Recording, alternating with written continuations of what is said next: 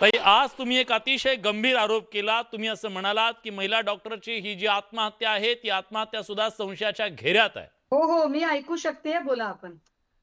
पण त्याचबरोबर तुम्ही म्हणताय संस्थात्मक ही हत्या आहे.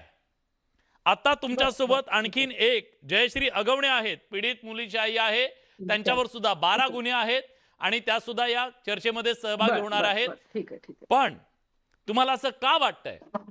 तुम्हाला असं का वाटतंय, ठीक आहे. चला. की ही सगळी आत्महत्या हत्येच्या दिशेनं जातीये आणि ही संस्थात्मक हत्या तुम्हाला का वाटतेय? मी ही हत्या संस्थात्मक हत्या आहे असा शब्द अत्यंत जबाबदारीने वापरलेला आहे.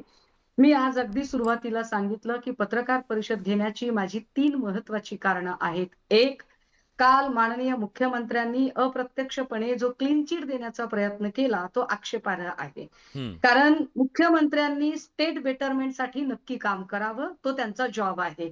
त्यांनी न्यायाधीशाच्या खुर्चीत बसू नये. हं. न्यायाधीशाच्या खुर्चीत बसणारे लोक वेगळे आहेत. They will decide whether he will guilty or not. हां, प्लीज आमची सीएमला विनंती आहे, यू आर नॉट जज. तुम्ही आम्हाला व्हर्डिक्ट ऐकवायच्या भानगडीत पडू नका. कारण तुम्ही तसं बोलल्याने तपास यंत्रणेवर दबाव होतो. एक. दुसरं असं, की 2 लोकं ज्या पद्धतीने सहज हजर झाली हे संशयास्पद आहे. हाय प्रोफाइल केसमध्ये कसे काय आरोपी असे हजर होतात बरं? वाल्मी कराड सहज हजर झाला. प्रशांत कोरटकर महाराष्ट्र पोलिसांनी अटकच केली नाही. आता हे 2 आरोपी सहज हजर होतात. हे हे कुठेतरी संशयाला जागा आहे.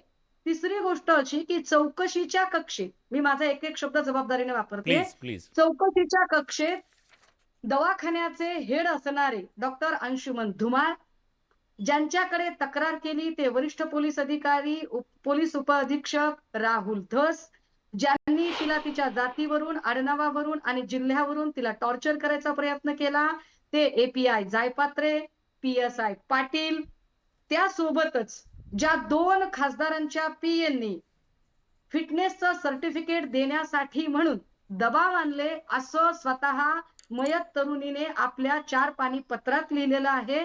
या लोकांना आणि रणजित सिंह नाईक निंबाळकर यांना चौकशीच्या कक्षेत आणावं हा माझी मागणी आहे. आता हं. मला त्यांना का चौकशीच्या कक्षेत आणायचंय? तर माझा मुद्दा हा आहे, की मी आपल्याला नंदकुमार ननावरे आणि त्यांची पत्नी यांनी जो सुसाईडच्या आधी जी एक सुसायडल नोट वजा एक व्हिडिओ तयार केला होता. त्या व्हिडिओत त्यांनी रणजितसिंह नाईक निंबाळकरांचं नाव घेतलं होतं. हं. दुसरं जे आगवणे प्रकरणातले जे दिगंबर आगवणे आहेत, त्यांच्या 2 पोरींनी सुद्धा कदाचित त्या 2 पोरींची सुद्धा संपदा मुंडेच झाली असती.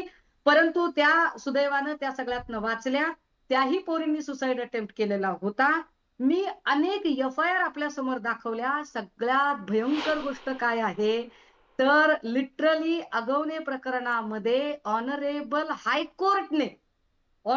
हायकोर्टने सांगितलंय, की रणजित सिंह नाईक निंबाळकर यांना या प्रकरणामध्ये दोषी का धरलं जाऊ नये आणि तुम्ही त्यांना अरेस्ट करणं किंवा तुम्ही त्यांच्या संबंधाने तुम्ही त्यांची चौकशी अजूनही का केली नाही, हे मी म्हटलेलं नाही. हे लक्षात घ्या.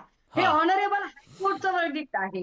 जेव्हा एखाद्या व्यक्तीला त्याच्या जातीवरून, त्याच्या नावावरून, त्याच्या गावावरून अशा पद्धतीने टॉर्चर केलं जातं. रोहित वेमुल्लाने जरी आत्महत्या झाली असली तरी ती संस्थात्मक हत्याच होती आणि माझं म्हणणं आहे, की या डॉक्टर मुलीची सुद्धा संस्थात्मक हत्या आहे.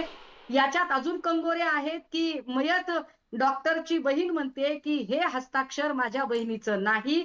किंबहुना जी मुलगी 4 पानी पत्र स्वतःच्या हस्ताक्षराने लिहिते, याचा अर्थ ती फायटर स्पिरिटची आहे. आपल्यावर काय कारवाई झाली याची आपल्याला माहिती मिळावी, यासाठी ती माहिती अधिकार खाली माहिती मागवते. बरोबर. इथपर्यंत ती फायटर स्पिरिटची आहे. ती मुलगी स्वतः म्हणते, की "ताई मला 2 दिवसांनी यायचंय. माझं कास्ट व्हेरिफिकेशनचं सर्टिफिकेट तयार ठेव." जी पोरगी पुढच्या 8 दिवसाचं प्लॅनिंग करते, ती मरते कशी काय? ती तिचं घर असताना ती रात्री 1 वाजता भोसलेंच्या हॉटेलवर गेलीच का बरं?